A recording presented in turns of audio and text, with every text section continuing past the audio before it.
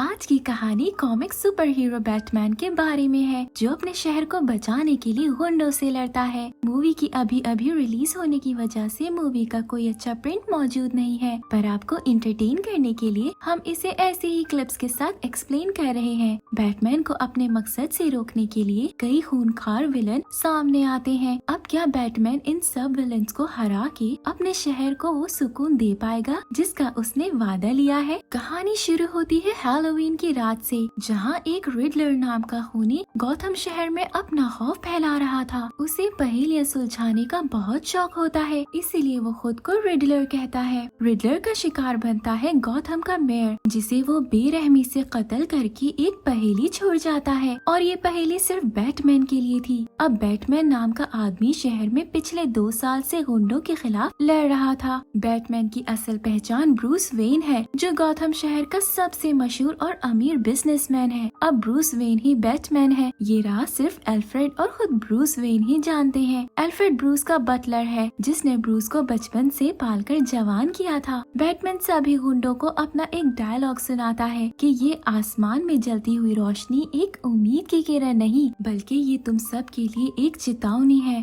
वापस आते हैं मेयर पे, जिसकी लाश को देखने पुलिस पहुंचती है। वहाँ पुलिस का चीफ गॉर्डन भी आता है, जो बैटमैन की मदद से शहर में गुंडों को पकड़ता है। बैटमैन भी उधर पहुंचता है और रिडलर का छोड़ा हुआ मैसेज पढ़ने लगता है। तभी गॉर्डन का इंस्पेक्टर पीट बैटमैन से लड़ने लग जाता है। वो बैटमैन को यहाँ से जाने का कहता है, क्योंकि यहाँ सिर्फ पुलिस को आने की ही इजाजत है। पीट गॉर्डन से बहस शुरू कर देता है, जिसकी वजह से बैटमैन को वहाँ से जाना पड़ता है। अगला सीन यहाँ से शिफ्ट होता है पीट पर, जो रिडलर का शिकार बनता है। रिडलर उसे भी बड़ी बेरहमी से कत्ल करके बैटमैन के लिए एक और नोट छोड़ जाता है। गॉर्डन को मरे हुए मेयर की गाड़ी से एक यूएसबी मिलती है। वो बैटमैन के साथ यूएसबी को अंदर से देखता है, जिसमें अनिका नामी एक औरत की तस्वीरें थी। अनिका एक नाइट क्लब में काम करती है और शहर में ये अफवाह फैली हुई थी कि अनिका और मेयर का चक्कर चल रहा है। ये नाइट क्लब कार्मेन नाम के बिजनेसमैन का था और इस क्लब को कार्मेन का राइट हैंड पेंगुइन चलाता है। बैटमैन पेंगुइन का गिरेबान पकड़ के मेयर की मौत के बारे में पूछता है। पेंगुइन बैटमैन से बहुत डर जाता है। वो बैटमैन को बताता है कि वो कुछ नहीं जानता एनिका और रिडलर के बारे में। बैटमैन को क्लब में सेलिना नाम की लड़की दिखती है, जो एनिका की रूममेट थी। सेलिना काम से फारिग होके मेयर के घर जाती है और बैटमैन भी उसका पीछा करते करते वहाँ पहुँच जाता है। सेलिना भी बैटमैन की तरह रात हो जाने पर एक लेदर सूट पहनकर निकला करती थी। सेलिना के सूट से ये रिवील होता है कि सेलिना ही कैटवुमन है। असल कहानी में कैटवुमन ही बैटमैन की पार्टनर है, जो बैटमैन के साथ मिलकर शहर में जुर्म रोकती है। अब बैटमैन सेलिना से लड़ता है और उससे एनिका के बारे में पूछता है। सेलिना कहती है कि वो कुछ नहीं जानती, वो तो बस एनिका का पासपोर्ट लेने आई है। वहाँ मेयर के लॉकर से एनिका का पासपोर्ट मिलता है, जिससे बैटमैन को यकीन हो जाता है कि दाल में कुछ काला है। वो सेलिना को धमका के उसे साथ देने को कहता है। बैटमैन सेलिना को अपने क्लब से जानकारी इकट्ठी करने का कहता है। सेलिना बैटमैन से डर के उसकी बात मान जाती है। अगले दिन सेलिना उसे बताती है कि पीट और शहर का जज गिल दोनों कार्मेन से रिश्वत लेते थे।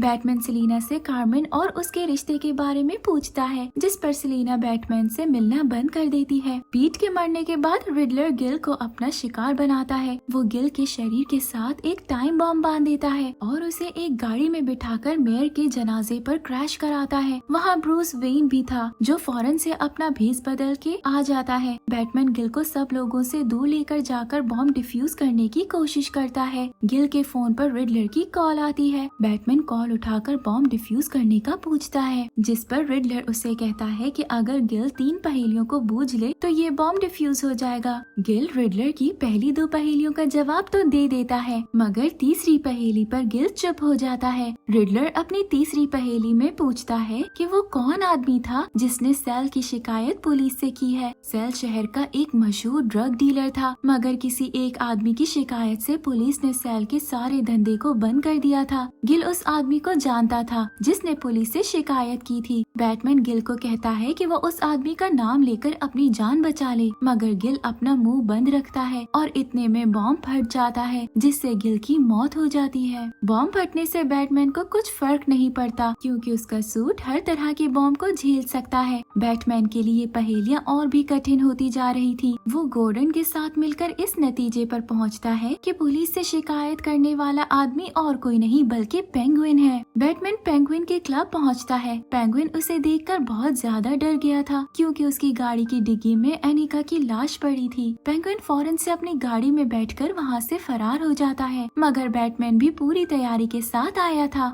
वो अपनी बैटमोबाइल में पेंगुइन का पीछा करता है। पेंगुइन उसे पूरे शहर में घुमाते हुए अलग अलग तरीकों से हमला करता है। वो बैटमैन की गाड़ी पर फायरिंग करता है, जिसका बैटमैन को कोई फर्क नहीं पड़ता क्योंकि उसकी बैटमोबाइल बुलेट प्रूफ थी। फिर पेंगुइन बैटमोबाइल पर रॉकेट लॉन्चर फायर करता है, मगर बैटमैन इस धमाके से भी बचते हुए निकल आता है। बैटमैन पेंगुइन को काबू कर लेता है और उससे रिडलर का पता पूछता है। पेंगुइन को तो कुछ भी नहीं पता था, उसे तो बस अपने क्लब के धंधे से मतलब था, जिस वजह से उसका रिडलर से कोई ताल्लुक नहीं था। बैटमैन और सुराग ढूंढने के लिए इंटरनेट पर जाता है, जहां वो रिडलर से चैट करता है। रिडलर से बात करके उसे एक सुराग मिलता है और बैटमैन उस सुराग का पीछा करते हुए एक खाली लोकेशन पर पहुंचता है। बैटमैन को वहां पता चलता है कि रिडलर का अगला शिकार ब्रूस वेन है, यानी बैटमैन का दूसरा रूप। वहीं बैटमैन के घर एक पार्सल आता है जिसे एल्फ्रेड रिसीव करता है। इस पार्सल को खोलते ही एक ब्लास्ट हो जाता है। एल्फ्रेड अपनी जान से तो नहीं जाता, मगर वो बुरी तरह से जख्मी हो जाता है। बैटमैन इस सब से बहुत ज्यादा निराश हो जाता है क्योंकि पूरी दुनिया में एल्फ्रेड ही उसका दोस्त था जो उसके सभी राज जानता था।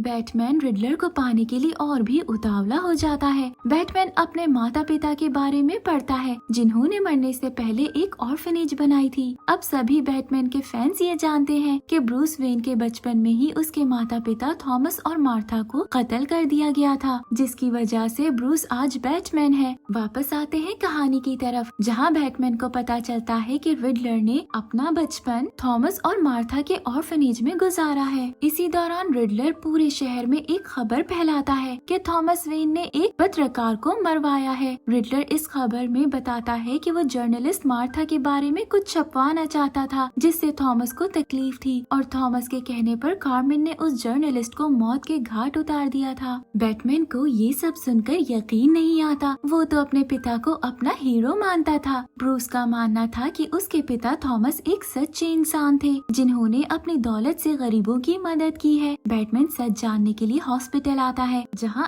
एल्फ्रेड एडमिट था। वो एल्फ्रेड से इस सब की सच्चाई पूछता है, जिस पर एल्फ्रेड बताता है कि थॉमस ने किसी भी पत्रकार को नहीं मरवाया है, बल्कि कार्मिन ने ही उस पत्रकार को मार के थॉमस और मार्था को कत्ल किया था ताकि वो थॉमस की दौलत से अपना बिजनेस शुरू कर सके। बैटमैन सेलिना से मिलता है उसकी मदद लेने के लिए। सेलिना बैटमैन को बताती है कि कार्मिन ही उसके असल पिता हैं। सच्चाई ये है कि कार्मिन अपनी बेटी के साथ अच्छा बर्ताव नहीं करता था, जिसकी वजह से सेलिना ने भी उसे बुलाना छोड़ दिया था। अगले सीन में सेलिना अपने पिता कार्मिन के क्लब पहुंचती है उसे जान से मारने के लिए, क्योंकि सेलिना को पता चल जाता है कि कार्मिन ने ही उसकी दोस्त एनिका को मरवाया है। बैटमैन और गॉर्डन भी वहां पहुंचते हैं। सेलिना को ऐसा करने से रोकते हैं। गॉर्डन कार्मिन को अरेस्ट करने ही वाला था कि तब रिडलर कार्मिन पर हमला कर देता है। वहां पर और भी पुलिस इंस्पेक्टर थे जो रिडलर को काबू करके उसे गिरफ्तार कर लेते हैं। रिडलर के चेहरे से उसका मास्क उतारा जाता है और उसकी असल पहचान सबके सामने आ जाती है। रिडलर का असल नाम एडवर्ड है जो ब्रूस वेन से शदीद नफरत करता है। रिडलर को एक पागल खाने में बंद कर दिया जाता है क्योंकि उसका दिमागी तवाज़ुन ठीक नहीं था। वहाँ बैटमैन उससे और जानकारी लेने के लिए आता है ताकि वो गॉथम से सभी गुंडों को हटा सके।